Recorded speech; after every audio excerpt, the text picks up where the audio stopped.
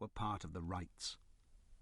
Dominic curled his lip at them, but stopped in the darkness beneath the terrace to take a longer look at the bacchanalia from which he was barred, and having seen Kitty, he lost sight of everything else. She was the centre of the din, but she herself was silent, and perhaps that contributed to the overwhelming impression of disembodied beauty. She was of no more than medium height, but so slender that she looked tall, and taller still because of being poised, swaying above him against the dark blue sky. She looked pale, too, white almost to transparency, though in fact she was sturdy and sun-tanned and as robust as a bull-terrier. Almost everything about her swam, like her body, in diaphanous clouds of illusion. But in the heart of the phantasm, there was Kitty, a reality. He stood gaping in his shadowy place below her, holding his breath for fear she would fall. One of the young men, a flash of magpie black and white lunging over the rail, made a grab for her, and she whirled round perilously and eluded him, her full skirts swirling about her. Dominic, staring upwards fascinated, caught a glimpse of long, slim legs, a smooth, pale, golden thigh. He averted his eyes hastily, but made even more haste to raise them again. After all, who could see him? She wouldn't know. Nobody was looking at him. Nobody knew he was there. "Kitty, you'll fall! Don't be a fool!"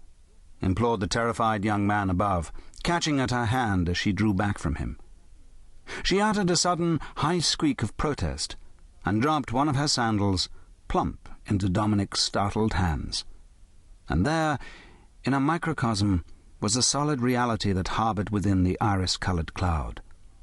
A bit of silver nonsense it might be, but it was made for a healthy, modern, size 6 foot.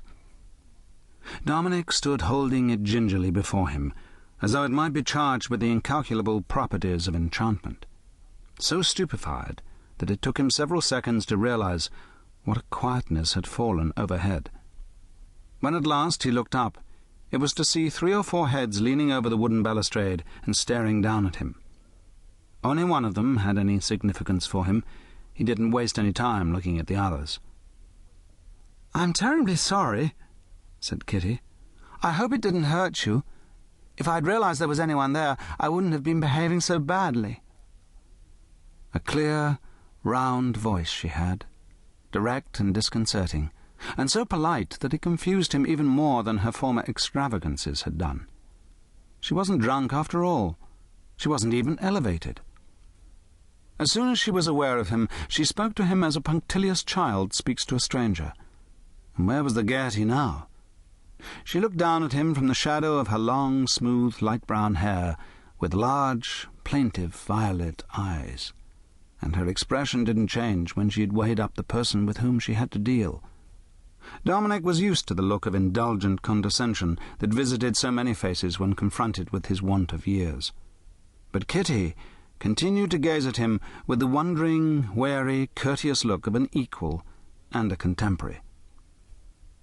He couldn't find his tongue. There wasn't anything for him to say that wouldn't sound idiotic, and he didn't know how to break out of the constricting moment.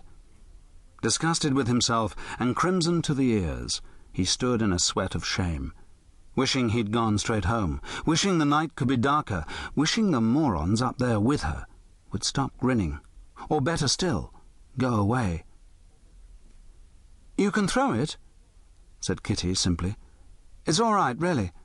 I can catch." And she could, and did. He measured the distance carefully, and tossed the sandal gently up into her outstretched hands, and she lifted it out of the air as lightly as thistledown, held it up for him to see in something between a wave and a salute, and stooped to put it on. And that was the end of the incident. One of the young men put his arm round her, and she let herself be led away towards the dance-hall. There was just one instant when she looked back, a last glance of reluctance and regret, as though she knew she had disastrously disturbed the peace of a fellow creature who was in no case to defend himself. The oval face with its clear, generous features